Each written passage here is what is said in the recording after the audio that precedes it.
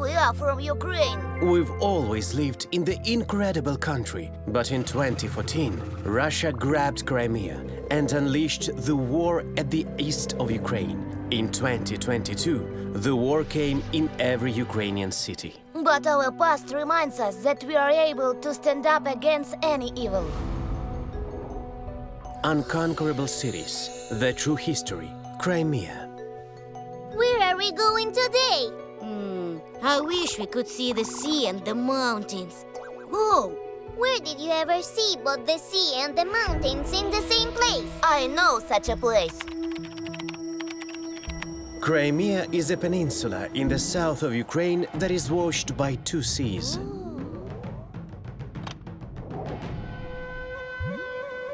Throughout the history, many peoples such as Cimmerians, Tauris, Scythians, Goths and others used to live in Crimea.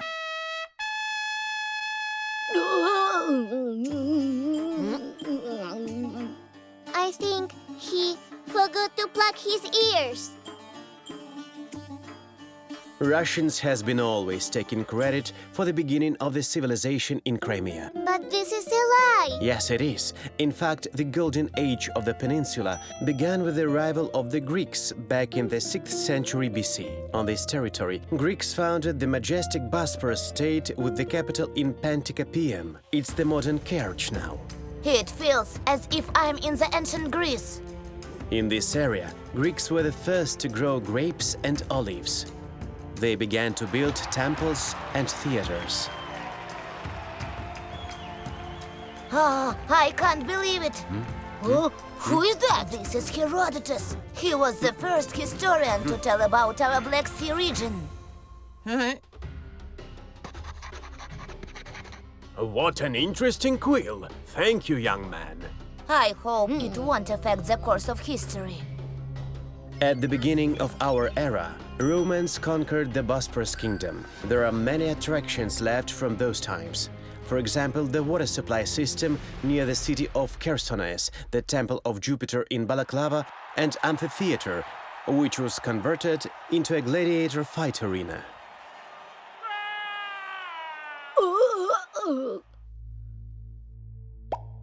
Why are you laughing? I got prepared this time. After the collapse of Roman Empire, different nomadic tribes, the Crimean Tatars' ancestors, used to inhabit the Crimean territory. In the 15th century, the noble Tatar Haji Gerey wanted to make the peninsula independent of the Golden Horde and proclaimed himself the ruler of Crimea. So the Crimean Khanate was formed. So the Crimean Tatars are the real indigenous people of Crimea. Of course they are. In addition, Crimean Tatars and Cossacks often concluded military alliances against the common enemy. Wow!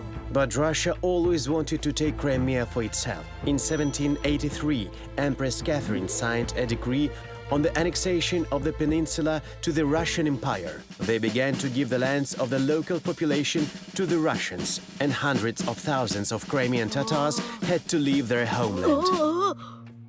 But this is awful. At the same time, Ukrainian serfs, peasants and Cossacks began to be settled in Crimea. In the 19th century, most of the people residing in Simferopol were Ukrainians. They spread their culture and traditions there.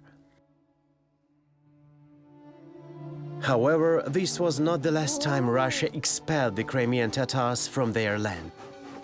At the end of World War II, Russia forcibly evicted about 200,000 Crimean Tatars, most of whom has never returned home.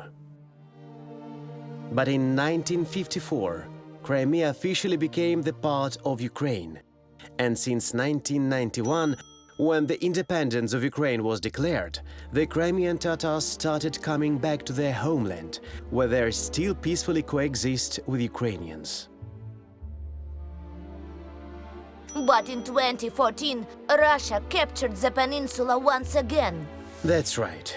Ukrainians and Crimea Tatars met this trouble together because this was their common land. Some of them stayed to fight and some had to leave their home again. But all of us know that Crimea is Ukraine. And the entire civilized world supports us on this matter. Today we learned that there was a real Greek kingdom on the Crimean territory long before the Russian Empire came. We realized that Crimean Tatars are the indigenous people of the peninsula. We saw that Russian throughout history kept expelling the local population from its native land. But Ukrainians and Crimean Tatars support each other in this trouble. Because we all believe in the light after the darkness. That's what our history teaches us. Moving forward together, the project is funded by the European Union.